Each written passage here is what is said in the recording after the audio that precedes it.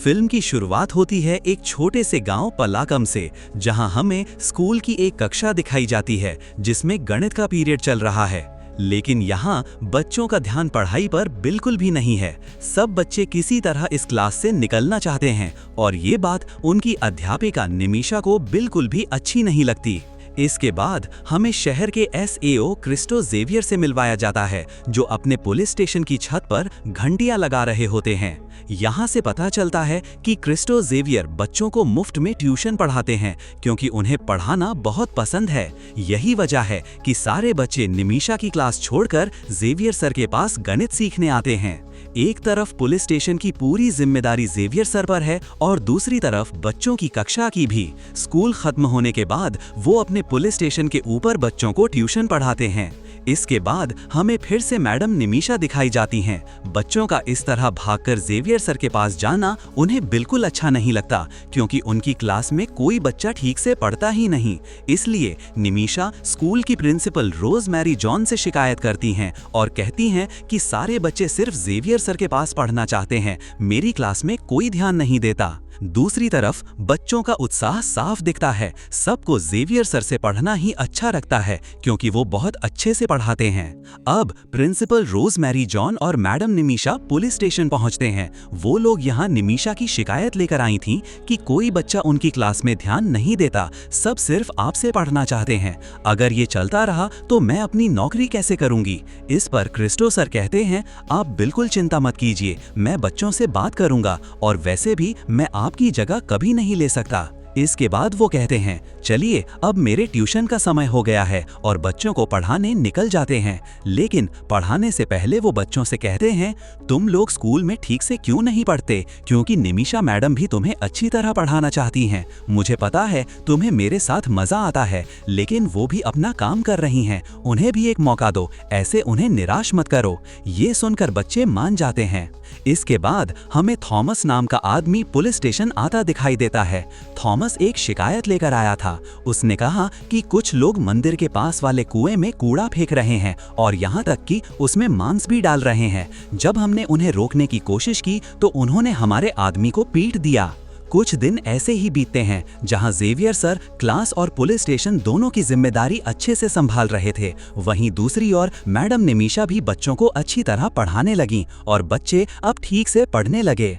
अब हमें क्लास के दो बच्चे दिखाई जाते हैं, आर्या और अखिल। पता चलता है कि दोनों एक दूसरे को पसंद करते हैं। एक दिन जब आर्या और अखिल स्कूल से लौट रहे थे, तभी आर्या का भाई विवेक उन्हें साथ देख लेता है। जैसे ही आर्या घर पहुंचती है, विवेक उसे बहुत बुरी तरह पीटने लगता है। दरअसल विवेक एक बहुत अजीब स्वभाव का लड़का है और अक्सर अपनी बहन आर्या को ऐसे ही मारता रहता है। ये सब देखकर आर्या सीधी अपनी टीचर निमिषा के पास पहुंचती है और सब बता देती है कि मेरा भाई विवेक मुझे ऐसे ही पीटता है जब भी मैं किसी लड़के से मिलती हूँ।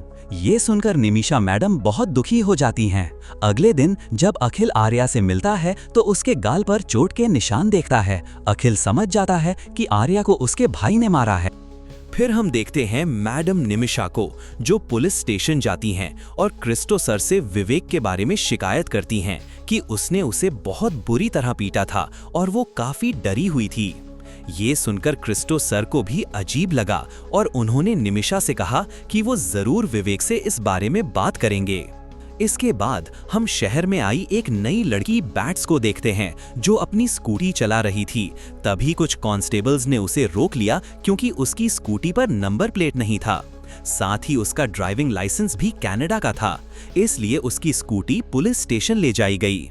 ये देखकर बैट्स तुरंत अपनी आंटी सैरली को फोन करके सब कुछ बताती है। दूसरी तरफ हम देखते हैं विवेक को, जो जेवियर सर से मिलने आया था, क्योंकि क्रिस्टो जेवियर ने उसे बुलाया था। इसके बाद क्रिस्टो सर विवेक को जोर से थप्पड़ मारते हैं और कहते हैं, तुम अच्छी तरह जानते हो कि मैंने तुम्हें क्यों मारा, ऐसी गलती दोबारा मत करना। एक तरफ विवेक पुलिस स्टेशन से निकल जाता है और दूसरी तरफ हम बैट्स की आंटी सैरली को देखते हैं। यहाँ हमें पता चलता है कि सैरली और विवेक एक दूसरे को जानते हैं। उसे पता है कि विवेक नौकरी की तलाश में है। उधर बैट्स नोटिस करती है कि सभी बच्चे अचानक पुलिस स्टेशन की छत पर जा रहे हैं। उसे पता चलता है कि वहां ट्यूशन क्लास होती है, इसलिए वो भी वहां चली जाती है। उसे ये देखकर अच्छा लगा क्योंकि क्रिस्टो सर सबको बहुत अच्छे से पढ़ाते थे और आज क्रिसमस का दिन था तो एक खास क्लास रखी गई थी। इसके बाद सैरली बैट्स को ढूंढने लगती है। वहीं विवेक की नजर आर्या पर पड़ती है जो अखिल के साथ बैठी थी। ये देखकर विवेक का खून फिर से खौलने लगता है। अब हम विवेक के बारे में जानते हैं। विवेक पढ़ा लिखा तो है लेकिन इस समय वो मैथी नाम के एक आदमी का ड्राइवर है। अगले दिन हम देखते हैं कि आर्या का जन्मदिन था। इस वजह से उसका बर्थडे पुलिस स्टेशन की छत पर मनाया गया जहां सब बहुत खुश थे। इसके बाद अखिल ने आर्या के लिए एक सरप्राइज प्लान किया। वो उसे एक सुनसान जगह ले गया जहां उसने बहुत खूबसूरत सजावट की थी। ये देखकर आर्या बहुत खुश हो गई। जब वे दोनों फोटो खींच रहे थे तभी वहां विवेक पहुंच जाता है और गुस्से से आग बबूला हो जाता है। वो आर्या को बुरी तरह पीटना शुरू कर देता है और अखिल को भी बहुत मारता है। विवेक ने आर्या को इतना मारा कि वो लगभग बेहोश हो गई। जैसे तैसे जब आर्या घर पहुंचती है तो उसका परिवार ये देखकर हक्का बक्का रह जाता है। दूसरी ओर अखिल सिर्फ यही सोच रहा था कि विवेक ने आर्या को कितना बुरी तरह पीटा। फिर हम देखते हैं कि एक लड़का आशीष क्लास के दौरान क्रिस्टो सर के पास आता है और कहता है कि कल रात मैंने अपनी खिड़की के बाहर किसी को छत से कूदते हुए देखा, लेकिन क्रिस्टो सर इस पर ज्यादा ध्यान नहीं देते। अब अखिल अपने दोस्त को सब कुछ बताता है और कहता है कि विवेक ने आर्या को बहुत बुरी तरह पीटा। अगर ये ऐसे ही चलता रहा तो आर्या कभी अपनी जिंदगी नहीं जी पाएगी। इसलिए उसने ठान लिया कि वो विवेक के साथ कुछ बुरा करेगा। रात में हम देखते हैं कि अखिल एक जानवर पकड़ने वाला ट्रैप लाता है। उसने योजना बनाई कि इसे उस रास्ते पर लगाएगा जहां से विवेक अक्सर गुजरता है। तो वो वहां ट्रैप लगाकर चुपचाप इंतजार करने लगता है। कुछ देर बाद विवेक वहां आता है। अखिल ने 2 ट्रैप लगाए थे। पहले ट्रैप से तो बच जाता है लेकिन दूसरे ट्रैप से नहीं बच पाता। उसका पैर उस ट्रैप में फंस जाता है और वो कसकर जकड़ लेता है। इस वजह से विवेक पास के कुएं में गिर जाता है। ये देखकर अखिल डर जाता है। उसे एहसास होता है कि विवेक मर गया है और ये सोचकर उसकी हालत खराब हो जाती है। वो स्कूल और क्लास जाना बंद कर देता है। इसलिए क्रिस्टो सर अखिल को देखने उसके घर जाते हैं, लेकिन उसकी माँ कहती है कि उसे बुखार है इसलिए वो क्लास नहीं आ रहा। इसके बाद क्रिस्टो सर आर्या से मिलने जाते हैं क्योंकि वो भी स्कूल या क्लास नहीं जा रही थी। जब आर्या घर से बाहर आती है तो क्रिस्टो सर देखते हैं कि विवेक ने उसे बहुत बुरी तरह पीटा था। ये देखकर क्रिस्टो सर गुस्से से भर जाते हैं और किसी भी हालत में विवेक से मिलने का फैसला करते हैं। लेकिन आर्या का परिवार कहता है कि विवेक तो हफ्ते भर से गायब है। वो कभी कभी नौकरी की तलाश में बाहर जाता है और इस बार भी वही करने गया है, लेकिन इस बार वो अपना मोबाइल भी साथ नहीं ले गया। रात में अखिल कुएं के पास जाता है क्योंकि एक एनिमल ट्रैप तो विवेक के साथ कुएं में गिर गया था लेकिन दूसरा एनिमल ट्रैप वहीं पड़ा था। इसलिए अखिल जल्दी से वो एनिमल ट्रैप घर ले आता है और उसे नष्ट कर देता है क्योंकि ये सारे एनिमल ट्रैप्स दरअसल अखिल के पिता के थे। लेकिन घर वाले भी नोटिस करते हैं कि अखिल ने कई दिनों से ठीक से खाना नहीं खाया। उन्हें चिंता होती है कि उनके बेटे को क्या हो गया है। इसके बाद हम देखते हैं थॉमस को, जिसने कुएं में कचरा फेंके जाने की शिकायत की थी। अब उस मामले की जांच क्रिस्टो सर ने पूरी कर ली थी। दोस्तों, ये वही कुआं है जिसमें विवेक की लाश पड़ी हुई है। लेकिन यहाँ क्रिस्टो सर कहते हैं कि जिस कुएं में कचरा फेंका गया था वो असल में तुम्हारी बहू की बुटीक से आया था और थॉमस की बहू का नाम है सैरली, जिसे हमने बैट्स के साथ देखा था। लेकिन थॉमस कहते हैं कि सैरली यहाँ नहीं है क्योंकि वो अमेरिका में रहती है और क्रिसमस के अगले दिन ही अमेरिका चली गई थी।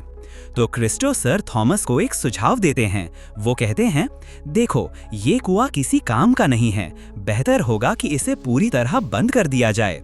हम इसमें ढेर सारी मिट्टी भर देंगे ताकि कुआं बेकार हो जाए। और ऐसा ही किया जाता है।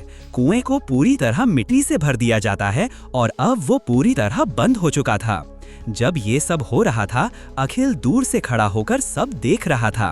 अब विवेक की लाश कभी बाहर नहीं आएगी, यही सोच रहा था अखिल। लेकिन उसने एक आदमी को मार डाला है, ये अपराध बोध उसे भीतर ही भीतर खाए जा रहा था। उसका दोस्त बार बार उससे पूछने की कोशिश करता है कि उसे क्या हुआ है, लेकिन अखिल कुछ नहीं बताता। उसकी नींद पूरी तरह खराब हो चुकी थी। वो रात को सो नहीं पाता था, अचानक पसीना आने लगता था और क्लासरूम में उसे चक्कर आते थे। क्रिस्टो सर हर दिन उसे क्लास से घर छोड़ते थे, लेकिन सर को भी लगने लगा था कि अखिल के साथ कुछ बड़ा हुआ है। कुछ दिनों बाद विज्ञान प्रदर्शनी लगती है। बहुत से बच्चों ने अच्छे प्रोजेक्ट बनाए और पॉल ने सबसे अच्छा प्रोजेक्ट बनाया। पॉल समझाता है कि उसने सोलर एनर्जी बनाई है और पूरा प्रोजेक्ट कचरे से तैयार किया गया है। उसका प्रोजेक्ट देखकर क्रिस्टो सर पूछते हैं, क्या मैं ये प्रोजेक्ट अपने पास रख सकता हूँ? जिस पर पॉल हाँ कह देता है। अगले सीन में हम देखते हैं मैथी को, जो पुलिस स्टेशन आया था। क्रिस्टो सर ने ही उसे बुलाया था क्योंकि विवेक मैथी के यहाँ ड्राइवर की नौकरी करता था। मैथी कहता है कि उसे 1 हफ्ते से विवेक से कोई संपर्क नहीं हो पाया, शायद वो फिर से नौकरी की तलाश में बाहर गया हो, लेकिन जैसे ही वो विवेक से संपर्क कर पाएगा वो जरूर बता देगा। इसके बाद हम देखते हैं कि क्रिस्टो सर ध्यान से पॉल के प्रोजेक्ट को जांच रहे हैं। फिर वो प्रोजेक्ट के अंदर से एक धातु की बनी चीज निकालते हैं और कहते हैं कि ये दरअसल एक पेसमेकर है, और अगर ये पेसमेकर मेरे हाथ में है तो इसका मतलब है कि किसी की धड़कन रुक चुकी है। वो पॉल से पेसमेकर के बारे में पूछते हैं। पॉल बताता है कि ये उसे अपने घर के बाहर मिला था। इसके बाद क्रिस्टो सर उस पेसमेकर को फोरेंसिक लैब भेज देते हैं। क्लासरूम में हम देखते हैं कि अखिल और आर्या साथ बैठे हैं। आर्या बहुत कोशिश करती है अखिल से बात करने की, लेकिन अखिल उससे कोई बात नहीं करता। यहाँ तक कि अखिल का दोस्त भी आर्या से कहता है कि वो हमसे भी बात नहीं करता। वो पिछले कुछ दिनों से बिल्कुल ऐसा ही है। अब गांव में पोला नाम का त्योहार होता है, जिसमें सारे ग्रामीण मौजूद थे। अखिल भी वहां था, हालांकि उसका मन नहीं था, लेकिन फिर भी वो आया। तभी अचानक उसे चक्कर आ जाता है। उसी समय एक आदमी को वहां एक बटुआ मिलता है। वो तुरंत उसे क्रिस्टो सर को सौंप देता है। जब क्रिस्टो सर उस बटुए की जांच करते हैं तो पता चलता है कि वो दरअसल विवेक का है। उसमें से उसका आधार कार्ड और एक बिल निकलता है, जिसमें दिखाया गया है कि विवेक ने 7 बियर खरीदी थी। ये देखकर क्रिस्टो और उनके कांस्टेबल तुरंत उस बार में जाते हैं। सीसीटीवी फुटेज देखकर पता चलता है कि विवेक वहां आया था और बियर लेकर गया था। उसके बाद वे आसपास तलाश करने लगते हैं और उनकी नजर पॉल पर जाती है, जो उस बार के पास रहता है। पॉल बताता है कि उसने पेसमेकर अपने घर के बाहर पाया था। साथ ही पॉल ये भी बताता है कि मैंने आपको एक दिन कहा था कि मैंने किसी को छत से कूदते हुए देखा था। वो जगह भी यही है, और पॉल के घर के पास ही पहले सैरली की बुटीक हुआ करती थी, जो इसी जगह पर है। इसके बाद हम देखते हैं कि पेसमेकर से जुड़ी सारी जानकारी आ जाती है और पता चलता है कि ये पेसमेकर दरअसल बैट्स का है। तो बैट्स को ढूंढने के लिए वे उसके घर जाते हैं। यहाँ खुलासा होता है कि बैट्स असल में सेरली के घर में रहती थी। बैट्स का यहाँ कोई घर नहीं था, वो तो बस घूमने आई थी, क्योंकि बैट्स कनाडा में रहती थी। अब हम सेरली के घर की सीसीटीवी फुटेज देखते हैं, जहां बैट्स ठहरी हुई थी। रात की फुटेज में दिखता है कि बैट्स कहीं जा रही है और उसके थोड़ी देर बाद विवेक उसकी स्कूटी लेकर लौटता है। ये देखकर क्रिस्टो सर समझ नहीं पाए कि बैट्स और विवेक का आपस में क्या रिश्ता है।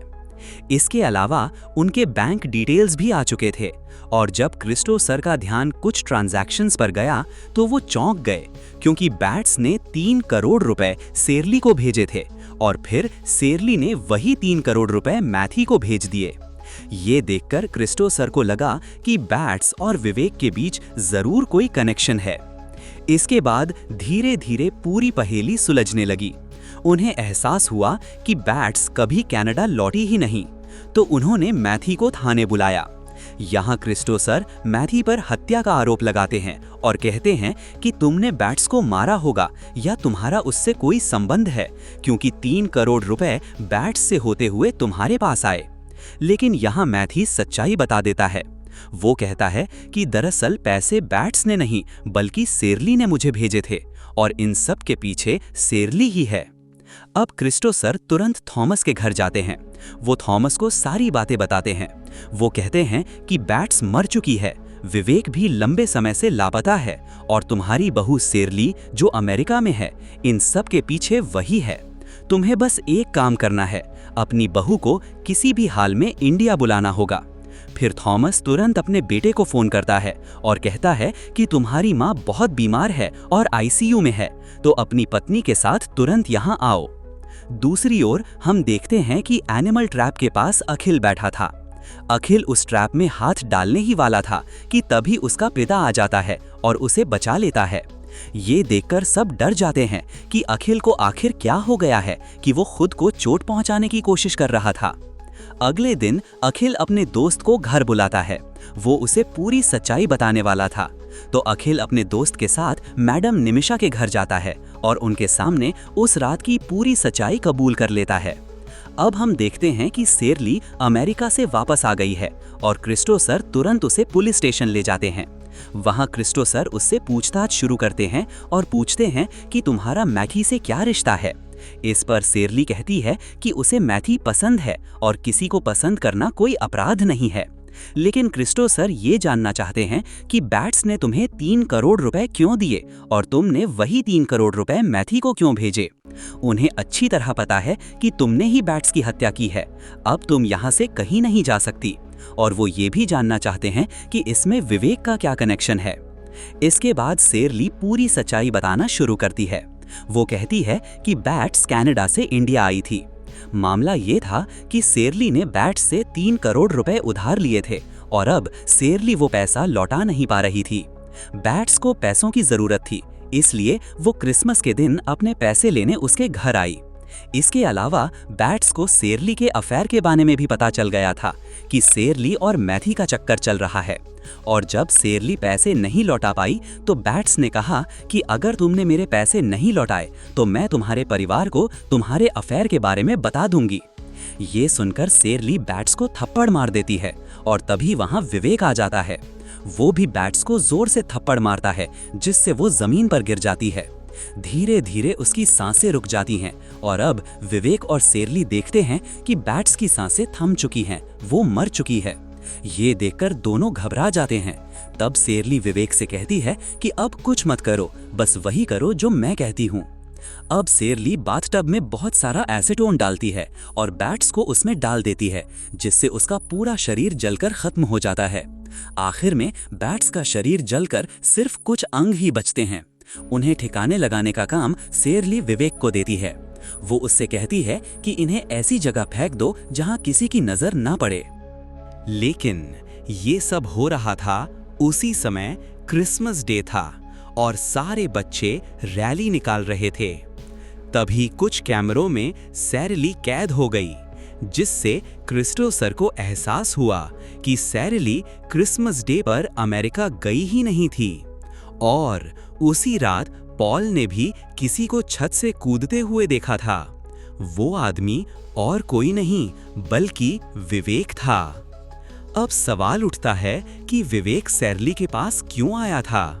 दरअसल विवेक नौकरी के सिलसिले में शेरली के पास आया था, क्योंकि शेरली उसे दुबई में नौकरी दिलवाने वाली थी।